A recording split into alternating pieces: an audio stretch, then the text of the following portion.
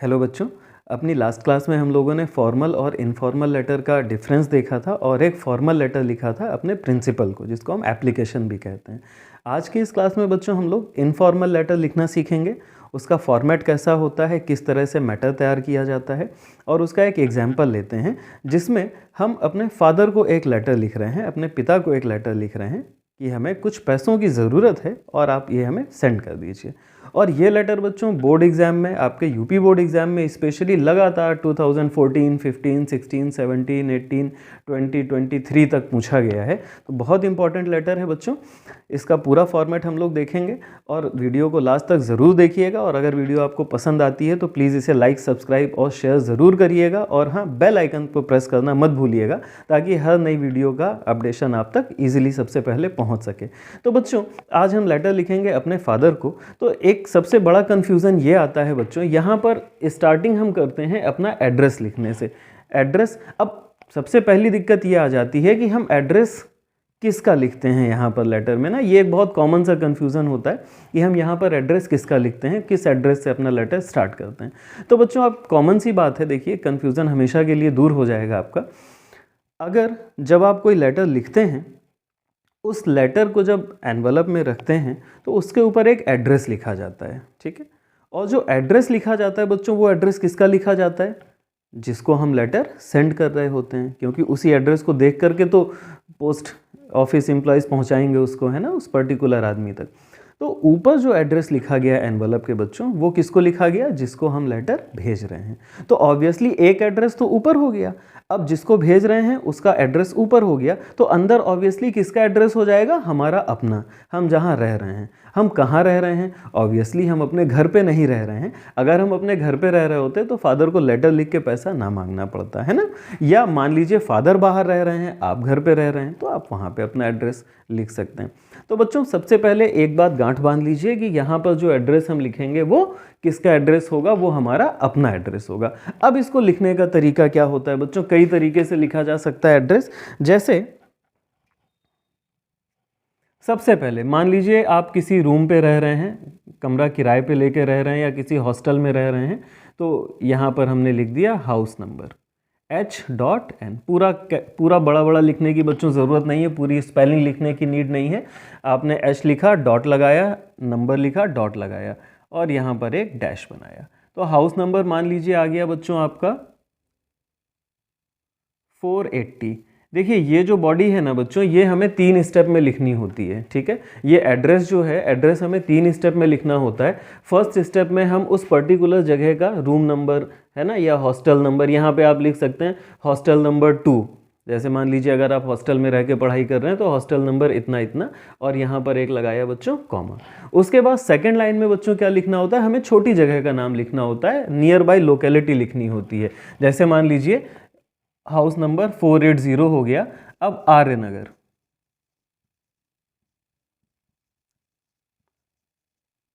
और यहाँ पर लगाया बच्चों कॉमा, ठीक। तो अब देखिए किया क्या, जितनी भी चीज़ें हम लोग लिखेंगे बच्चों, वो पूरी की पूरी चीज़ें कहाँ से लिखेंगे, मार्जिन लाइन से लगा करके। ये मार्जिन लाइन, जो लाइन ड्रॉ की थी हम लोगों ने, या कॉपी में आपको ये लाइन मिलेगी, इस लाइन को मार्जिन लाइन बोलते हैं बच्चों। जितना कुछ भी लिखा जाता है इस मार्जिन लाइन से ही लिखा जाता है। अब देखिए हाउस नंबर में H कैपिटल, नंबर का N कैपिटल होगा और नंबर लिखा जाएगा। देन जो जगह का नाम लिखेंगे, जैसे 2 स्टेप में जगह है आर्य और नगर, तो बच्चों आर्य का A और नगर का N दोनों कैपिटल रहेगा, बाकी लेटर स्मॉल रहेंगे। उसके बाद लोकेलिटी है मान लीजिए आपकी लखनऊ, तो आपने लिखा लखनऊ। और यहाँ पर बड़ी जगह के बाद बच्चों हमेशा हम लोग क्या लगाएंगे, फुल स्टॉप, और लखनऊ का L भी कैसा रहेगा, कैपिटल। तो ये सारी चीज़ें हम लोग कहाँ लिखेंगे, इस मार्जिन लाइन से लगाते हुए। अब ये तो हो गया बच्चों हमारा एड्रेस। इस एड्रेस के बाद अब हमें क्या लिखना होता है, हमें लिखनी होती है बच्चों डेट। तो डेट लिखने का तरीका क्या होता है बच्चों, एक लाइन का ये मार्जिन दिया जाता है, ये लाइन छोड़ दी जाती है जहाँ पे एड्रेस हुआ हमारा, उसके बाद एक लाइन लीव कर दी जाती है, नेक्स्ट लाइन में लिखते हैं, और बच्चों डेट लिखते हैं, डेटेड लिखते हैं, डेट नहीं लिखते हैं, है ना। तो यहां पर हम क्या लिखेंगे, डेटेड, कैपिटल D, डेटेड, और इसके बाद लगाते हैं सेमीकोलन। ये 2 डॉट लगते हैं बच्चों, इनको बोलते हैं हम लोग सेमीकोलन। डेटेड लिखा और सेमीकोलन लगा दिया। उसके बाद डेट क्या है बच्चों, जैसे मान लीजिए आज जो मैं ये वीडियो बना रहा हूं, इसकी डेट है आज 5 फरवरी। तो हम कैसे लिखते हैं बच्चों? सबसे पहले FEBRUARY, फरवरी 5th।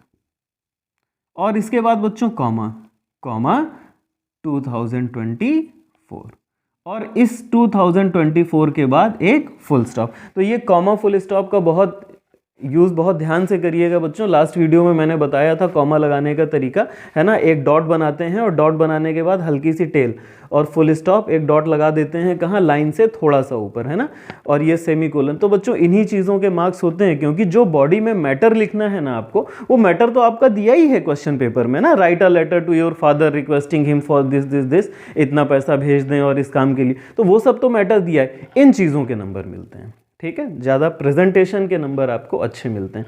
तो बच्चों यहाँ पे हाउस नंबर, लोकेलिटी, बड़ी जगह का नाम, डेटेड, और उसके बाद ये डेट लिख दिया। कई तरीके से डेट लिखते हैं बच्चों, जैसे ये लिख देता है कोई, फरवरी लिखनी है ना, तो मान लीजिए यहाँ पर लिख दिया 5/2/2024, है ना। ये मत यूज़ करिएगा, बहुत से ऐसे लिख देते हैं 5/2/2024, ये भी मत यूज़ करिएगा। स्टैंडर्ड तरीका जो है लिखने का ये है। हाँ, ये कर सकते हैं कि जैसे फरवरी लिखा है पूरा पूरा, तो इसको पूरा ना लिख करके फेब कर सकते हैं शॉर्ट फॉर्म में ना, तो फेब 5th 2024 ऐसे कर सकते हैं। अब उसके बाद बच्चों ये जो लाइन है, इसके बाद फिर एक लाइन हम लोग लीव करते हैं, ये वाली। अब उसके बाद आप किसको लिख रहे हैं? अपने फादर को लिख रहे हैं। तो अब फादर ना लिख करके, क्योंकि फादर थोड़ा सा फॉर्मल वर्ड लगता है ना, और लेटर कैसा लिख रहे हैं? इनफॉर्मल। फॉर्मल इनफॉर्मल में क्या डिफरेंस होता है? फॉर्मल मतलब ऑफिशियल, सधी हुई भाषा होती है बिल्कुल, है ना। लेकिन अब इनफॉर्मल लेटर, अब मम्मी है तो अब क्या, मम्मी को घर में बुलाते हो तो क्या कहते हो? मदर नहीं, माँ, मम्मी, माते, जो भी आप प्रेम से बोलते हैं, है ना।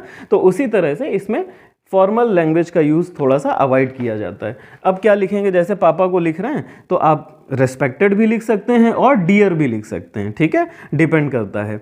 कुछ भी लिखेंगे तो गलत नहीं होगा। तो जैसे आपने लिखा अगर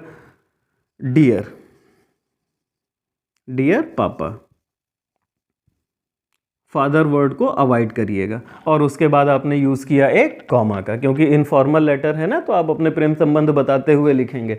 प्रेम से हम लोग क्या बोलते हैं? पापा, है ना। तो डियर पापा या डियर माँ या डियर ब्रदर, ये लेटर किसी को भी लिख सकते हो ना बच्चों। तो डियर पापा, डियर माँ, डियर ब्रदर, डियर सिस्टर, कोई फ्रेंड है तो उसका नाम लिख दिया। अब जैसे मान लो डियर राजेश, तो अब राजेश, तो डियर राजेश ही लिखेंगे, नहीं लिख दीजिएगा डियर राजेश कुमार गुप्ता। तो अब बेटा वो फ्रेंड कहाँ बचा? जब अब किसी फ्रेंड को कैसे बुलाते हो? नाम लेकर के ना, कि किसी फ्रेंड को ऐसे बुलाते हो, अरे राजेश कुमार गुप्ता इधर आओ, नहीं, है ना, सीधे डियर राजेश, ठीक है।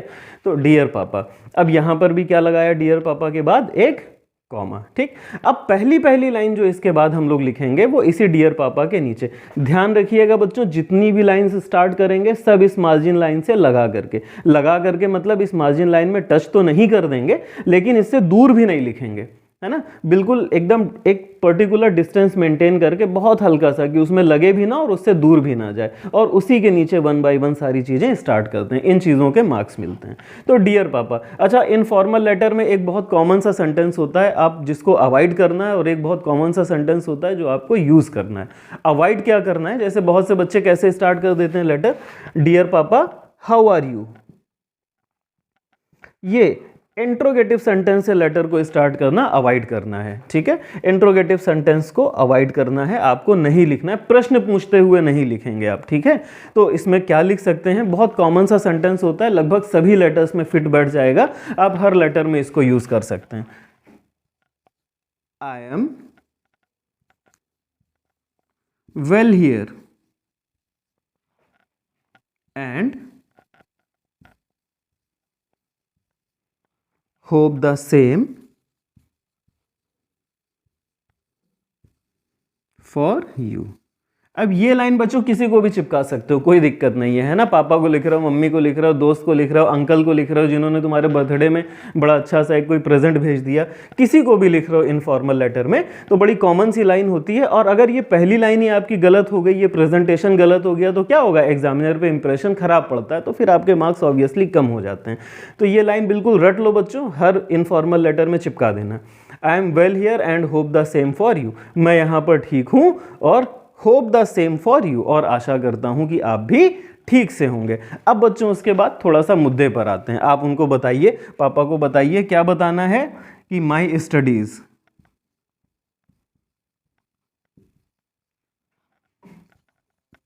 Are going well. ठीक। अच्छा, ध्यान रखना बच्चों, ये मैंने अपने लास्ट फॉर्मल लेटर में भी आपको बताया था, गलती कहां पर हो जाती है। जैसे आपने लिखा डियर पापा,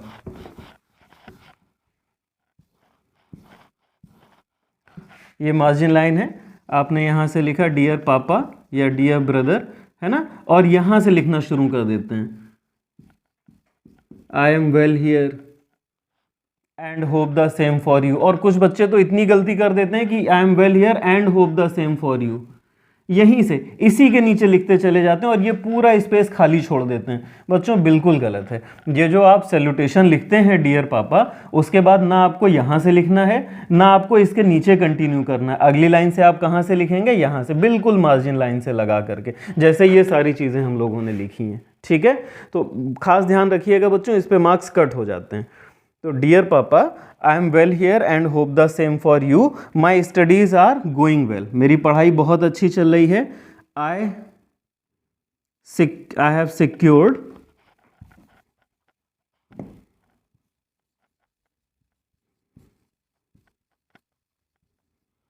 फर्स्ट रैंक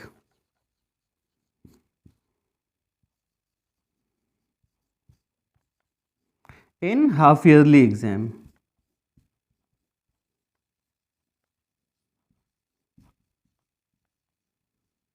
ठीक, मैंने हाफ ईयरली एग्जाम्स में कैसी रैंक सिक्योर की है, फर्स्ट रैंक सिक्योर की है। Now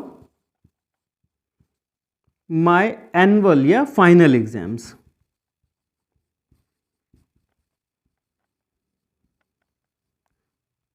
are at hand. At hand का मतलब होता है बच्चों बहुत नज़दीक, बिल्कुल ठीक है, बहुत कम डिस्टेंस पर हैं। तो बच्चों उसके बाद आप इतनी चीज़ें बता दी, अब आप पापा को बताइए I need ₹2000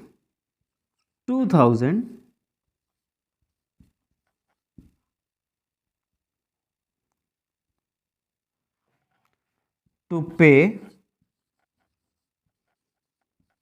my school fee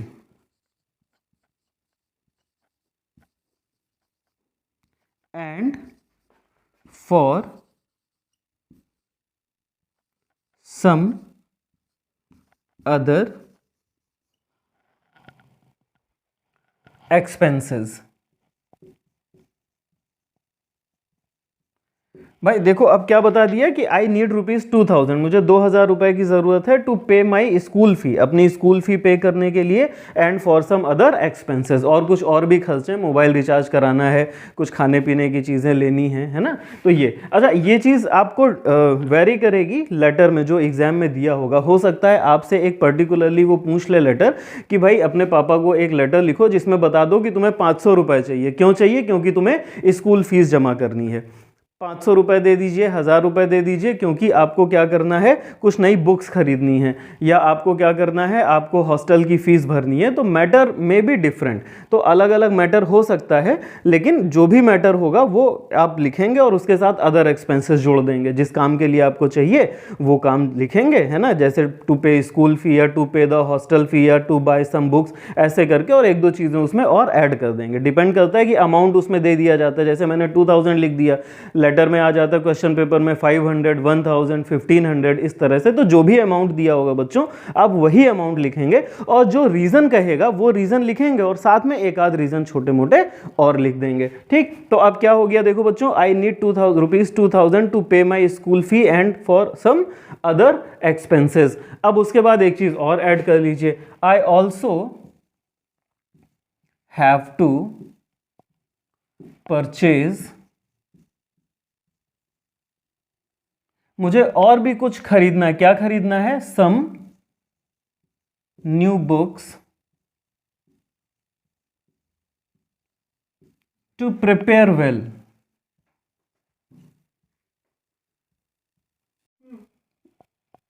to prepare well for my final exams. देखो बच्चों, अरे न्यूज़ लिख दिया है बच्चों, न्यू होगा है ना, सम न्यू बुक्स, ठीक है। और यहाँ पर बच्चों ये सेंटेंस कंप्लीट हुआ और इसको फुल स्टॉप लगा दिया। अब इसके बाद रिक्वेस्ट कर ली, उनको रीजन बता दिया, रिक्वेस्ट कर लो अब उनसे, kindly send me the money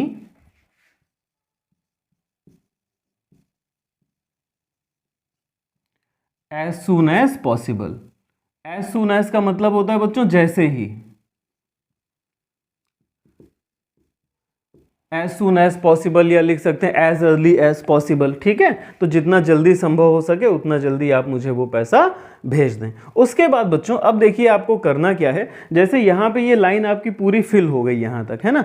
अब आपको यहाँ से पैरा चेंज कर देना है। अब पैरा चेंज करोगे और यहाँ पे ये लाइन पूरी फिल हो गई है तो पता ही नहीं चलेगा कि पैरा कहाँ से चेंज किया है। अगर मान लो ये लाइन यहाँ पे खत्म हो जाती मनी पे, है ना, मनी पे यहाँ खत्म हो जाती, तो नेक्स्ट लाइन आप यहाँ से शुरू करते तो पता चलता कि यहाँ आपका पैरा खत्म हो गया है और यहाँ से आपने नया पैरा लिखना शुरू कर दिया है ना। लेकिन ये लाइन कहाँ पे खत्म हो रही है बच्चों, यहाँ पर, और अगर हम तुरंत इसी लाइन से लिख देंगे तो पता ही नहीं चलेगा कि पैराग्राफ कंप्लीट हो गया है। तो ऐसी कंडीशन में क्या करते हैं, हम एक लाइन और लीव कर देते हैं। अगर ये यहाँ पे खत्म हो जाती लाइन तो फिर हम इसको लीव ना करते, यहीं से लिखते तो क्लियरली समझ में आता कि पैरा कंप्लीट हो गया है ना।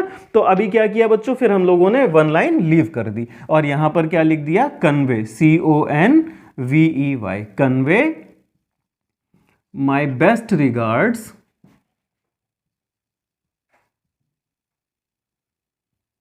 टू माँ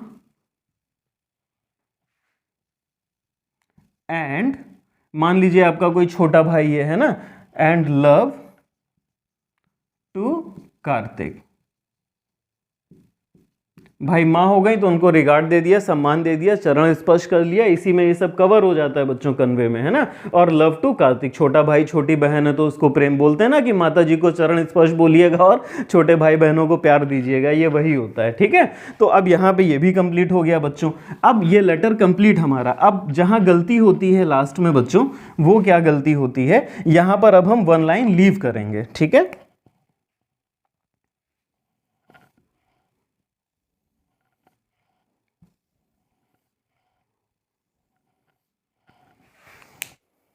लेटर हमारा कंप्लीट हुआ, लीव किया। अब जैसे प्रिंसिपल को जब एप्लीकेशन फॉर्मल लेटर हम लोगों ने लिखा था तो उसमें क्या लिखा था, योर्स ओबीडेंटली। तो ये जो ओबीडेंटली है बच्चों, ये सिर्फ प्रिंसिपल वाले लेटर में ही लिखा जाता है एप्लीकेशन में, बाकी कहीं नहीं लिखा जाता है। अच्छा, आप सोचते होगे बार बार प्रिंसिपल वाले को मैं लेटर भी बोल देता हूँ, एप्लीकेशन भी बोल देता हूँ। हाँ बच्चों, वो दोनों ही होता है। देखो फॉर्मल लेटर दो कैटेगरी में होता है, एक जो होता है वो एप्लीकेशन फॉर्म में होता है, जो हम प्रिंसिपल को लिखते हैं या अपने बॉस को लिखते हैं, और दूसरा जैसे डिस्ट्रिक्ट मजिस्ट्रेट को लिखा है ना, सप्लाई ऑफिसर को, तो वो फॉर्मल नॉर्मल लेटर होता है। और ये प्रिंसिपल वाला जो होता है, अपने बॉस वाला जो होता है, वो एप्लीकेशन होती है, ठीक है। तो अब यहां पर क्या लिखोगे बच्चों, यहां पर देखो आप पैरा चेंज किया, फिर से एक लाइन लीव करोगे और यहां से लिखोगे योर्स। तो क्योंकि नई लाइन है ना, और हर नई लाइन का पहला लेटर क्या होता है जब पैरा चेंज करते हैं, तो कैपिटल लिखते हैं। तो योर लविंग सन, आपका प्यारा बेटा या बेटी, ठीक है, योर लविंग सन। और यहां पर बच्चों क्या लगाओगे, कॉमा नहीं लगाओगे, मार्क्स कट हो जाएंगे। And never write your name in your answer sheet, कभी मत लिखिए। और मैंने बताया था नाम की जगह आप ABC या XYZ कुछ भी लिख सकते हैं। और ये देखो जो मैंने लिखा ये गलत हो गया। क्यों गलत हो गया, ये लास्ट क्लास में भी बताया था बच्चों। ये कहां से लिखोगे, बिल्कुल स्टार्टिंग से, ठीक है, योर लविंग सन। अब इसकी जगह पे बच्चों और क्या लिख सकते हो, आप लिख सकते हैं योर्स लविंगली, ठीक है। दोस्त को लिख रहे हो योर सिंसियरली, तो ज़्यादा नहीं, बस इन्हीं दोनों से काम चल जाता है, ठीक है। Your loving son, your loving nephew, your loving daughter, yours lovingly, इस तरह से। तो जब योर लविंग सन लिखोगे तो बच्चों एस नहीं लगेगा, योर्स नहीं लगेगा। योर्स कहाँ लगेगा, जब लविंगली लिखोगे तो, ठीक है। दोनों में से किसी का भी यूज़ कर सकते हो, ठीक हो जाएगा। तो बच्चों इसी के साथ आज ये लेटर कंप्लीट होता है। और अपने नेक्स्ट वीडियो में मैं आपको बताऊंगा कि कैसे अनसीन पैसेजेस को सॉल्व किया जाता है। तो बहुत जल्दी ही 1-2 दिन में वीडियो लेकर के आता हूं। तब तक के लिए टेक केयर, अपना ध्यान रखिएगा।